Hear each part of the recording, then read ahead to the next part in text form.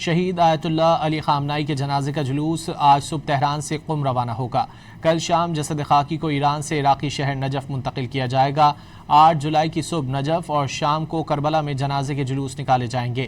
عراق کے شہر نجف میں ایران کے شہید سپریم لیڈر آیت اللہ سید علی خامنائی کی الوداعی تقاریب کا سلسلہ شروع ہو گیا۔ نجف میں حضرت علی کے روضے پر سوگواروں کی بڑی تعداد موجود ہے۔ شہید رہبر اعلیٰ کی وہاں بھی نماز جنازہ ادا کی جائے گی۔ اس کے بعد میت واپس ایران لائی جائے گی اور 9 جولائی کو مشہد میں حضرت امام رضا کے مزار کے احاطے میں سپرد خاک کیا جائے گا۔ شہید آیت اللہ علی خامنائی کے جنازے کا جلوس آج صبح تہران سے قم روانہ ہوگا۔